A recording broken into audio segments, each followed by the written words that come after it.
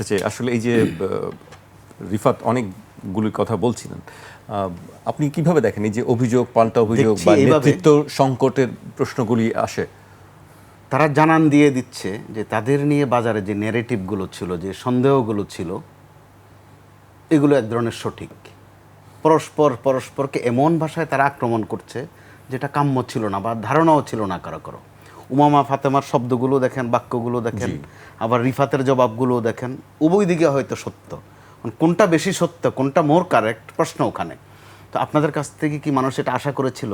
আপনি নিশ্চয়ই জানবেন বা মনে থাকার কথা, যদি ভুলে না গিয়ে থাকেন, আপনারা যখন 5 আগস্ট 4-5 এই 2 দিনের আপনাদের যে পদক্ষেপ অথবা যে অ্যাকশন, তখন আমাদের দেশে যারা একটু ধর্মাশ্রয়ী, বিভিন্ন বিষয়ে একটু ধর্মকে টেনে আনেন, তারা আপনাদেরকে তুলনা করতেন যে আল্লাহর প্রদত্ত কেউ আবাবিল পাখি, বা কেউ বলতো প্রকৃতির কোনো দান, অর্থাৎ উচ্ছ্বাসটা কত বড়।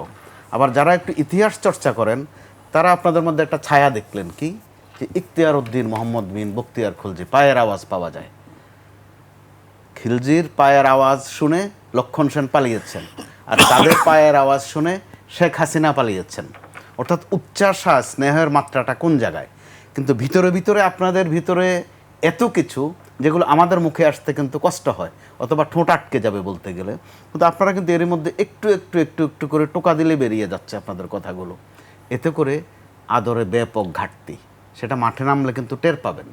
যেহেতু রাজনৈতিকভাবে আছেন, রাজনৈতিক দল করেছেন, আপনাদের কিন্তু অনেক প্রশ্নের জবাব দিতে হবে। যেহেতু আদরের বেশি, যার প্রতি আদর বেশি তার জবাব বেশি দিতে হবে। রাজনীতি করলে অবশ্যই প্রশ্নের জবাব দিতে হবে, যেটা আমি শুরুতে যোগ করেছি, এই জন্য জবাবটা দিয়েছি। না হলে আমি কখনো ব্যক্তিগত ব্যাপার যদি হতো, আমি আমার ব্যক্তিগত ব্যাপারে কখনো মিডিয়ার সামনে কখনো কোনো জবাব দিইনি। আর আপনাদের একান্ত ব্যক্তিগত বলতে কিছু নাই, আপনারা তো গোটা জাতির সম্পদ, গোটা জাতির সন্তান। আপনারা আলাদা আলাদা ব্যক্তিকে ব্যক্তি হিসেবে স্বীকার করতে হবে। ব্যক্তিকে যদি আপনারা কালেকটিভ জায়গা থেকে দেখতে পারেন, মানুষের ব্যক্তি স্বাধীনতা, ব্যক্তি যে স্বাতন্ত্র, সেই জিনিসটা অস্বীকার যদি করা হয়, তখনই আসলে একটা ফ্যাসিবাদ কায়েম হয়ে ওঠে। প্রথাগত বিষয়ে আসতে হবে। যখন আপনি বিপদে পড়ছেন বা আক্রান্ত হচ্ছেন, তখন প্রথাগত বিষয়ে আসছেন, কিন্তু মাঝে মধ্যে আবার নতুন বন্দোবস্তের কথা শোনাচ্ছেন। এটা নতুন বন্দোবস্ত কিনা এইভাবে ঝগড়াঝাটি করা, চরিত্রের দিকে আঙ্গুল তোলা, এটা কিন্তু ভালো নয়। কিন্তু আপনাদের মধ্যে এটা ছিল, এটা কারো কাম্য ছিল না। আপনি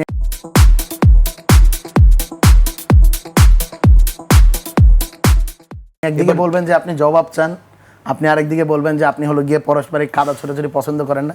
এই যে ডিলেমা থেকে মনে হয় আমাদেরও বের হইতে হবে। ছুঁড়ে ফেলেছেন, আপনার গায়েও লেগেছে, তার গায়েও কিন্তু লেগেছে অলরেডি। না, আমার গায়ে কাদা দেখে তখন সবাই আপনারা মিলে প্রশ্ন করেছেন, তোমার গায়ে যে কাদা ছুঁড়েছে, তুমি কি তোমার কাদাটা পরিষ্কার করবে না? আমার তো এখানের ভিতরে পানি রয়েছে, আমার তো এখানে সাবান রয়েছে, আমি তো আমার গাটা পরিষ্কার করব। এখন এই পরিষ্কার করার চেষ্টা করলে যদি আপনারা প্রশ্ন করেন, অবশ্যই পরিষ্কার করতে হবে। যেমন সার্জিস আলমের বক্তব্য কোনটা, ওটা ব্যক্তিগত, আবার কোনটা সরকারের, কোনটা সার্জিস আলম সরকারের কোনো বক্তৃতা দিয়েছেন বলে আমি জানি না ব্যক্তিগত। এই যে ভাগ করাটা, এটা আমরা আওয়ামী লীগ আমলে দেখতাম। ওবায়দুল কাদের একটা বললেন, সার্জিস আলম কি সরকারের অংশ? নাই নিয়েন, আপনিও সরকারের অংশ যদি আমি মনে করি। আপনারা তো স্টেক হোল্ডার, আপনাদের পছন্দের সরকার। ওই সূত্রে বাংলাদেশের সাংবাদিক মহল তো একটা বড় স্টেক হোল্ডার। সবাই গভর্নমেন্ট দল, এখন দেশে এখন কোনো বিরোধী দল নাই, মানুষই জনগণই সরকারের অংশ। তাহলে এখন এই জন্যই আমরা বলেছিলাম যদি জাতীয় সরকার হতো আমরা দায়টা নিতাম এবং হলো গিয়ে এটা করতাম। জাতীয় সরকার যেহেতু গঠন করার সুযোগ পাই, জাতীয় সরকার অথবা জাতীয় সরকার কাদের জন্য গঠন করতে পারেনি, বিপ্লবী সরকার কাদেরদের জন্য গঠন করতে পারেনি, এটাও আপনি জানেন।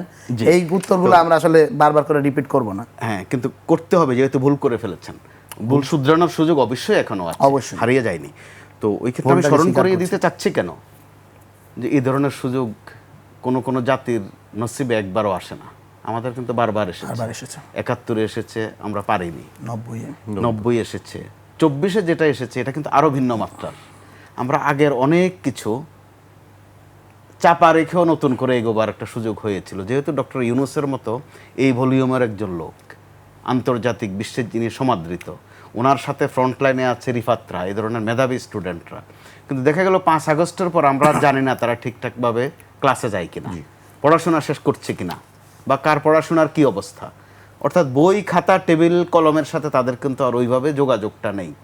এর মধ্য দিয়ে যেটা একটা সূচক ছিল, অন্যতম মাত্রা ছিল চাকরি বিষয়ে কোটা। 5 আগস্টের পর নতুন করে কত বেকার তৈরি হয়েছে বাংলাদেশে, আপনাদের কাছে তথ্য আছে কিনা জানি না। 1 লাখের উপর বেকার যোগ হয়েছে, অনেক মিল ফ্যাক্টরি বন্ধ হয়ে গেছে। এই ধরনের পরিস্থিতি কিন্তু শ্রীলঙ্কায়ও ঘটেছিল।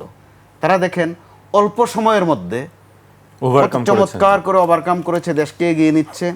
তাদের সিন সিনারিগুলো আমাদের মতোই, কিন্তু ওই যে আমাদের এখানে যেভাবে গণভবনে গিয়ে বালিশের মধ্যে শুয়ে থাকা কিছুক্ষণ, পুকুরে নেমে একটু গোসল করা, একটা মাছ নিয়ে আসা, মুরগি নিয়ে আসা দুটা, ওখানকার আলামতও কিন্তু কিছুটা এরকম ছিল, সিমটম ছিল। তো তারা পারলো, তারা আর আমরা কিন্তু সমমজাজের মোটামুটি কাছাকাছি, মন মেজাজ, ভৌগোলিক অবস্থান, প্রাকৃতিক ক্রিয়াকর্ম জায়গাটায় হয়তো বা একটু পার্থক্যটা রয়েছে, তাদের সাক্ষরতার। তো আমরা কিন্তু পারলাম না, এটা কিন্তু খুব বেদনার। আপনারা যে অনিরাপদ হয়ে যাচ্ছেন এটা বললে রাগ করবেন না, আপনাদের প্রতি মায়ার কারণে বলছি। আমরা অনিরাপদ হচ্ছি